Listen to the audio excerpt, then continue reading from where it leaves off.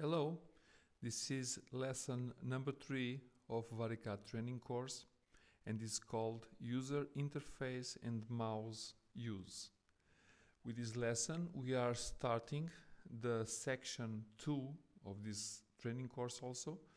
This section has several ones and is called Operation with VariCAD, where we are going to see a lot of topics about this operation with the program.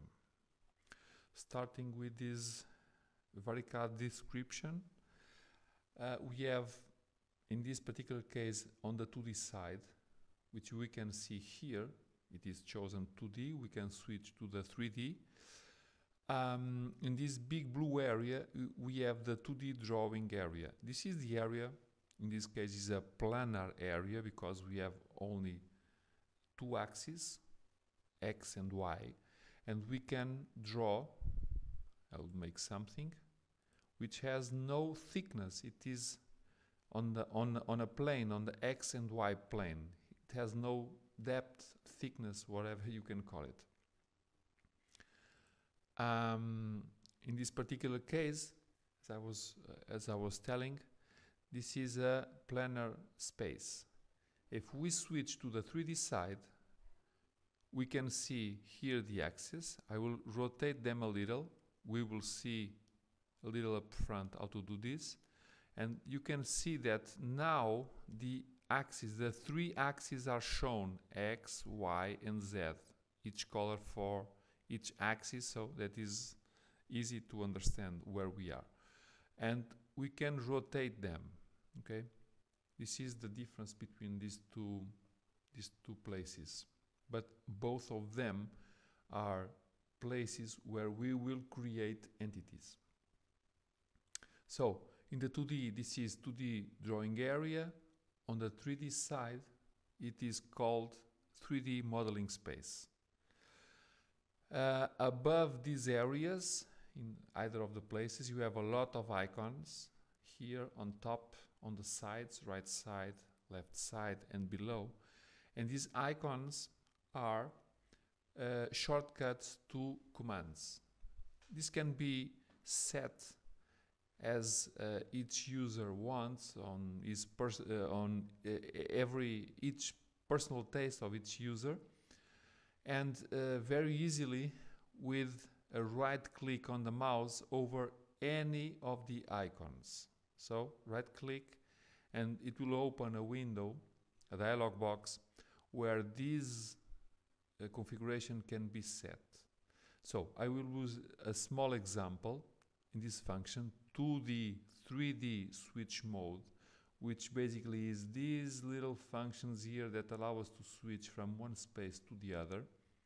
And we can see that this function has a red dot saying it is active, it is shown. So I will click, now it has a cross, I will do OK, and the function is gone.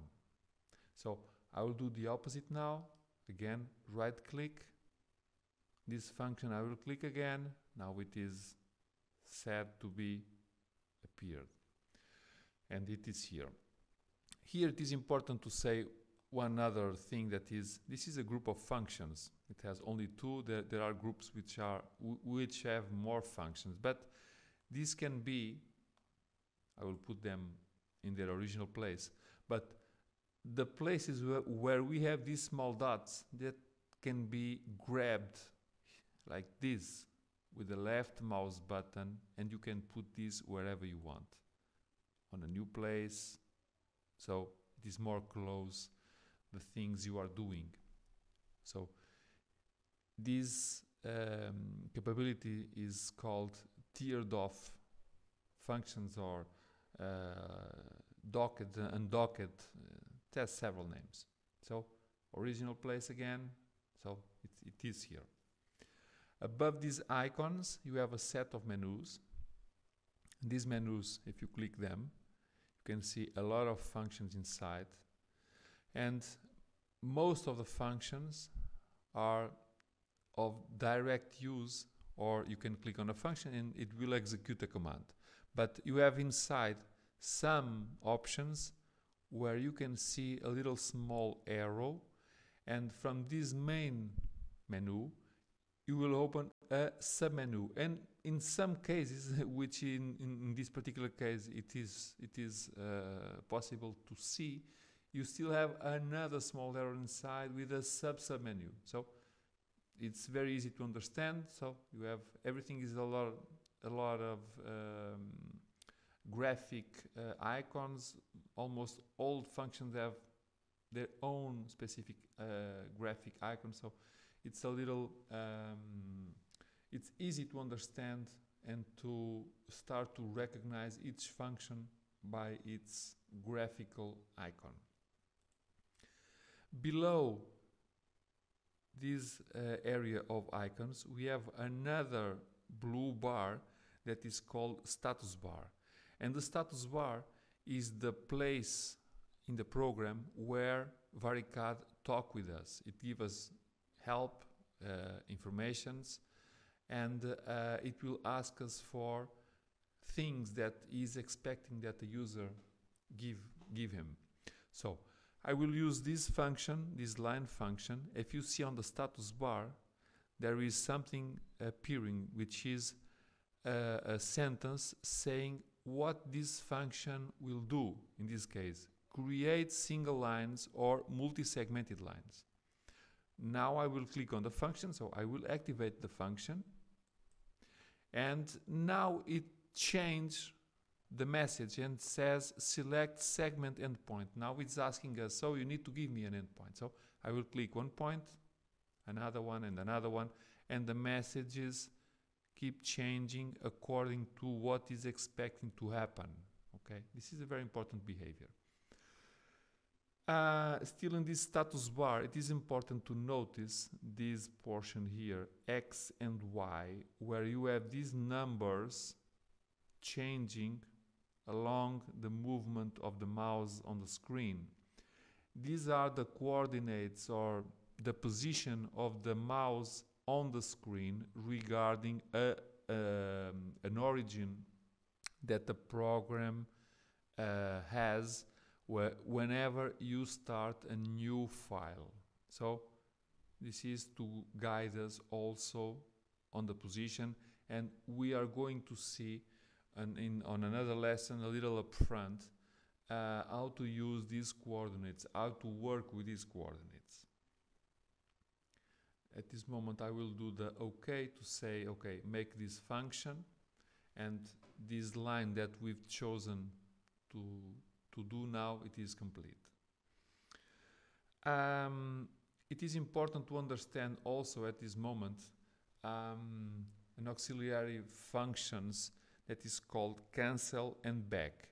And these functions, in many commands inside the program, they appear on the dialog boxes. So to show this, I will use this little function here that is called translate. So I will click here, I will define a vector, and please don't worry that we are going to see these functions up front on the course. It is at this moment for you to understand how to work with the cancel and the back functions, not the translate. So I will define a vector, clicking one point and another point, and now I have this new dialog box in my screen. And this dialog box has some information here that I will not explain now. I will only speak about these buttons here below. So I have two buttons, the OK, and the OK will confirm all the informations above, and the cancel. The cancel is something that I can use here. I will click, and the cancel basically did not cancel the command. It turned one step back. That is the important behavior that I want you to understand. But this can be changed if we go to this menu here, the Tools menu, and under the function System Settings, it will open a big dialog box with a lot of things to make configuration. But in this particular case, I just want to go here, step back within commands. I will click it, and I have this possibility here. all dialog panels contain buttons, and you have the OK and cancel or the OK back and cancel. So you've seen this first one already on that dialog box.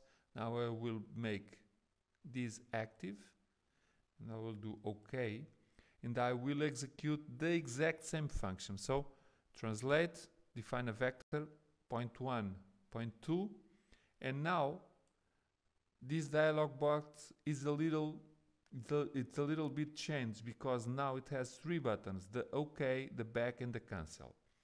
And the OK maintains the same behavior, which is confirm everything which is above.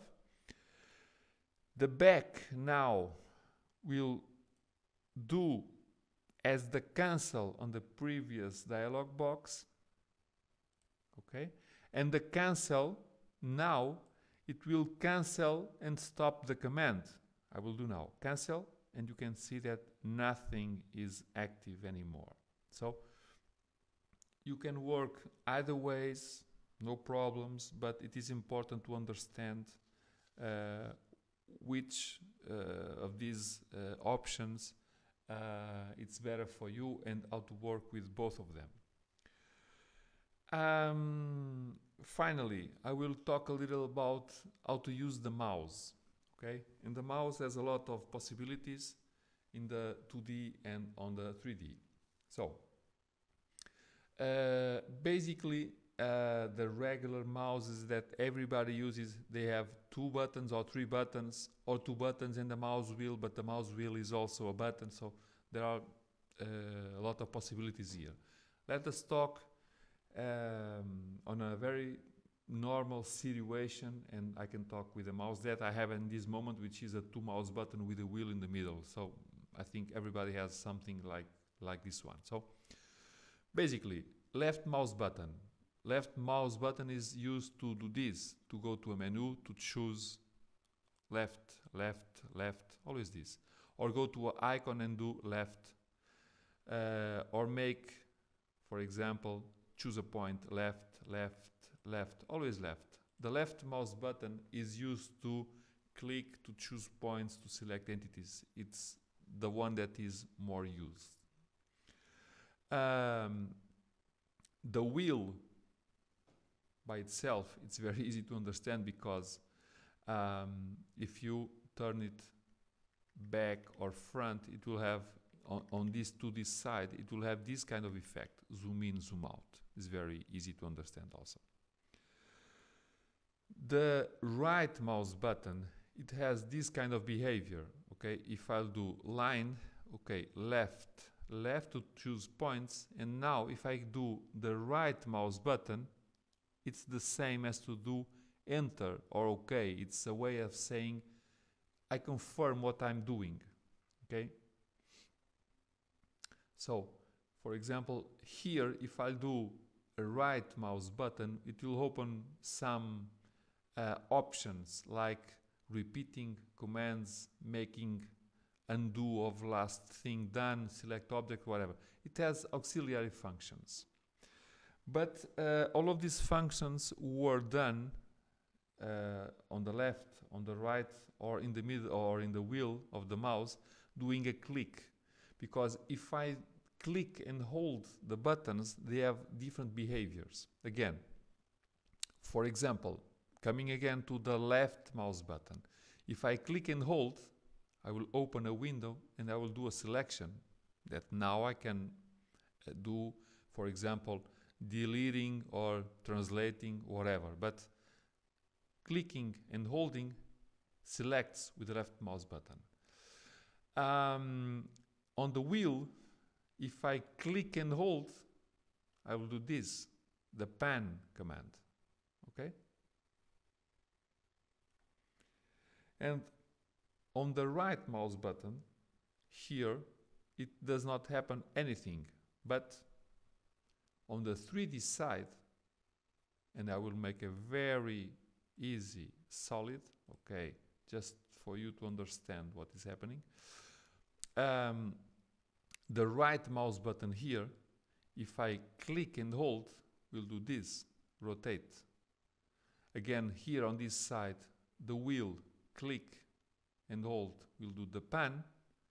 If I turn the mouse front and back, it will do the zoom in, and the left will again make a selection. So this is more or less common to either the sides, with the exception of the right mouse button, which here has an effect of rotating the parts, and on the 2D side there is no rotation available.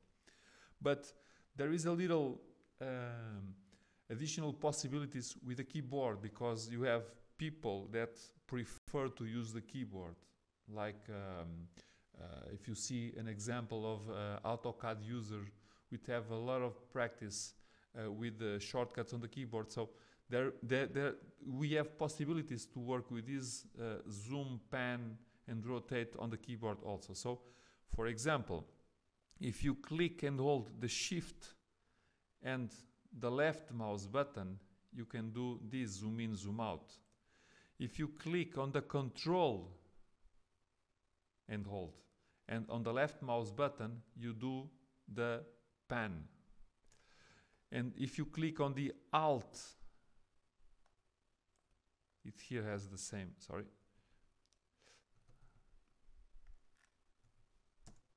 If you do the Alt and the right mouse button, it will rotate. But you have also the same behavior if you only on the mouse, if you click the right and hold and the left and hold, then you rotate. Okay, there are a lot of possibilities. Most of them you can choose how to use them. Some of the guys prefer to do it only on the mouse. Some guys will prefer to do it in addition with the keyboard. So it's not very important how to do it. It's just something that anyone can choose how to work with this. To finish this lesson, just to show some additional possible configurations about system settings. You have some possibilities also in the mouse button settings, where you can configure the sensitivity about the rotations and the pans and whatever you want. As in particular the mouse wheel settings, where you can say that towards you or not shrinks or enlarges, and the sensitivity on the zoom. So you have some possibilities around here that you can explore and to make it at your taste. So it's not complex. I think it's quite easy to work with this. So with these notions, this lesson number 3, it's ended. So please follow these lessons and move on to the lesson number 4.